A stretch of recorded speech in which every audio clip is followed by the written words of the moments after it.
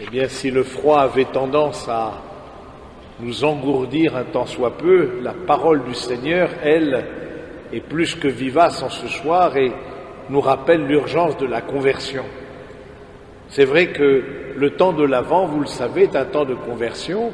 Les ornements que le prêtre revêt pour la messe, les ornements violets, sont les mêmes que pour le carême, et c'est le signe, le symbole, on peut dire, d'un temps de conversion pour l'Église. Et à travers la figure de Jean-Baptiste, il y a deux grandes figures dans ce temps de l'Avent, la Vierge Marie et Jean-Baptiste, et on voit assez bien le lien entre les deux. Eh bien, Jean-Baptiste, lui, il appelle à la conversion. Il appelle à la conversion pour que chacun puisse reconnaître ses propres péchés, sinon, au fond, il va recevoir la rançon de ses propres actes.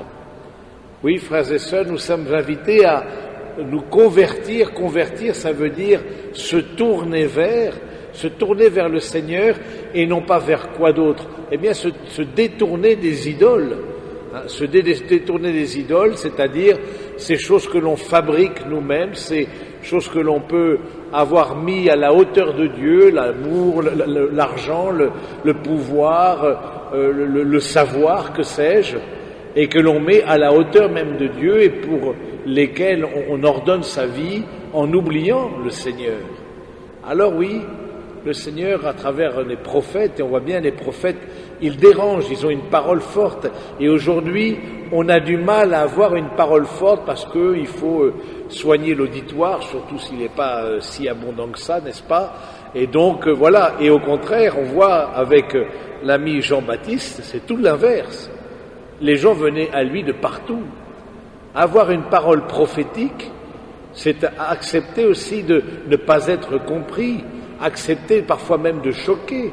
Et c'est la caractéristique des prophètes que d'avoir été persécutés par leurs contemporains parce qu'ils appuyaient là où ça faisait mal. Et aujourd'hui encore, l'Église a cette mission prophétique d'annoncer à temps et à contre-temps. À la limite, l'Église maintenant s'inscrit plus dans une contre-culture que dans une culture, puisque nos pays d'ancienne tradition chrétienne ont oublié leurs propres racines. Eh bien oui, d'avoir ce courage d'annoncer la conversion, de dire au fond objectivement ce qui est mal et ce qui est bien est bien. Pourquoi aujourd'hui c'est difficile? Tout simplement parce que, on a une forme de relativisme, nous dit fréquemment le pape Benoît XVI dans ses écrits. Le relativisme, ça consiste à adapter la vérité à ce qui m'arrange, ou adapter le bien à ce qui me convient. Alors oui, j'ai ma vérité, j'ai mon bien pour moi, je t'oblige pas à avoir la même chose, je te respecte, respecte-moi. C'est ça le relativisme. Et c'est difficile parce que face à une posture comme ça, il n'y a plus de dialogue possible. Et puis il n'y a plus non plus de conversion parce que pour soi, alors que c'est mal, on dit que c'est un bien. Et on voit bien que progressivement, notre conscience s'adapte à notre manière d'agir, parce que si on vit pas comme on pense, on finit par penser comme on vit, et progressivement le niveau de conscience s'abaisse pour accepter ce qui parfois est inacceptable, la malhonnêteté, les manques de charité, la calomnie, que sais-je. Et donc du coup on voit que le Seigneur veut nous secouer à travers sa parole. Parce que à travers l'attachement au péché, il faut dire les choses clairement, il y a des péchés graves, c'est quelque chose de la fécondité de nos vies qui n'est plus au rendez-vous. Parce que s'il y a quelque chose qui traverse l'Avent, c'est évidemment cette notion de fécondité. Cette fécondité pour Dieu, je vous ai choisi pour que vous alliez, vous portiez du fruit en abondance. Et là, on voit bien tout arbre qui ne porte pas du fruit, il sera coupé et jeté au feu. Et au contraire, on voit que dans la prophétie d'Isaïe, un rejeton jaillira de ses racines, et puis de la souche de Jessé, un rameau sortira. C'est l'inverse de là où on n'attendait plus rien. Dieu fait naître des fruits, et des fruits en abondance. Alors, on peut justement pour que notre vie prenne et porte plus de fruits, se dire mais qu'est-ce qui empêche le Seigneur par son Esprit Saint d'agir en moi et qui vient comme emprisonner l'Esprit Saint alors qu'il pourrait se déployer en moi-même. Et quelles sont mes manières d'agir, parce qu'il s'agit bien de ça, quelles sont mes manières d'agir qui ne sont pas conformes à l'Évangile? Alors le Seigneur nous demande, par la bouche de saint Paul, eh bien oui, d'avoir cette persévérance et ce courage de se laisser interpeller par l'Écriture sainte et par la parole de Dieu, de se laisser secouer intérieurement pour pouvoir être le serviteur du Christ et être fidèle à ce qu'il nous demande. Chacun d'entre nous, nous avons donc à avoir ce chemin de conversion. Pour l'un, eh bien, c'est vrai, sur l'un, ce sera la critique qui l'habite tout le temps. Pour l'autre, eh bien, que sais-je, la malhonnêteté, l'impureté, que sais-je, l'avarice, bon, chacun, la paresse, chacun a quelque chose qui l'éloigne de Dieu, et s'il ne prend pas garde, eh bien, ce quelque chose l'empêchera de porter du fruit, et du fruit en abondance. Et c'est pour cela que le sacrement de la réconciliation, de façon personnelle, chacun en ayant ce contact personnel avec le prêtre, reconnaissant ses propres défauts, ses propres complicités avec le mal, parce qu'il s'agit bien de ça.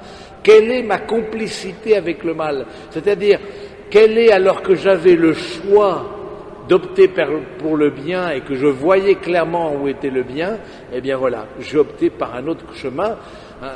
Quels sont ces espaces de liberté en moi qui sont viciés parce qu'il y a un attachement, vous voyez, qui n'est pas en place, comme une personne qui serait dépendante de l'alcool, prenons l'exemple, et il sait très bien que si il prend tel chemin, il passe devant le bistrot, le bar, et puis voilà, il va s'y arrêter, alors qu'un autre chemin, il n'y aura pas de bistrot qui va le tenter.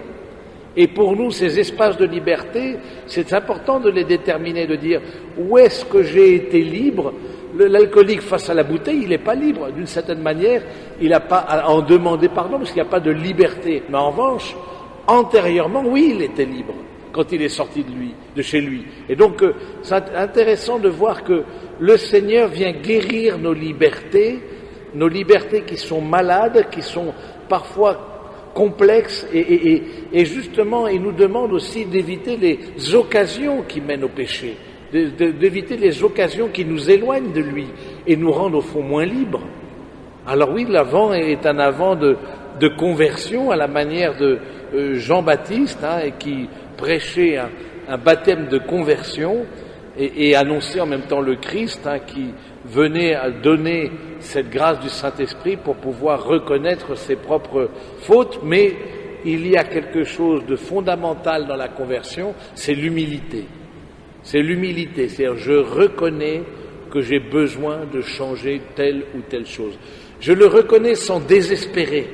Et ça, c'est très important. Je ne désespère pas, parce que c'est vrai, pour ceux qui sont plus familiers du sacrement de la réconciliation, eh bien, force est de constater que de rencontre de sacrement en sacrement, grosso modo, on confesse la même chose. Vous me direz, le prêtre ne nous demande pas de faire dans l'originalité, ça tombe bien, mais au fond, et on peut dire, mais est-ce que ça sert à quelque chose? Est-ce qu'au fond, je change pas trop, pourtant je prie, pourtant voilà, j'écoute la parole de Dieu, mais est-ce que ça sert à quelque chose? Et justement, c'est là où il y a la persévérance dont parle l'apôtre saint Paul, de possédions l'espérance grâce à la persévérance et au courage que donne l'Écriture. Au fond, dans chaque sacrement de réconciliation, on vient fracasser la tentation contre le Christ, comme le disait saint Benoît. On vient fracasser nos complicités avec le mal contre la parole de Dieu, contre la grâce du Saint-Esprit, pour que, au fond, de confession en confession, avec un véritable regret, eh bien nous puissions devenir meilleurs. Alors oui, cet Avent sera un Avent pour nous, parce que, eh bien, il nous a emmenés au-delà de ces attitudes qui nous enferment et ne nous rendent pas libres, vers une liberté plus grande et une liberté qui porte des fruits. Alors c'est cette grâce qu'il faut demander de façon particulière à la Vierge Marie, vraiment lui demander cette grâce, elle qui n'a pas de complicité avec le mal, elle qui est immaculée conception, c'est-à-dire qui n'a pas eu en elle-même quelque chose qui la porte à s'éloigner de Dieu au fond. Eh bien, demandons-lui qu'elle nous aide, chacun dans notre chemin, d'abord à dénoncer et à reconnaître, à dire oui, telle chose, je sais que c'est pas en place. Et ayons l'humilité, la simplicité de nous remettre sous le regard du Saint-Esprit, d'invoquer sa grâce et son pardon pour qu'il puisse en nous porter du fruit et du fruit en abondance. Amen.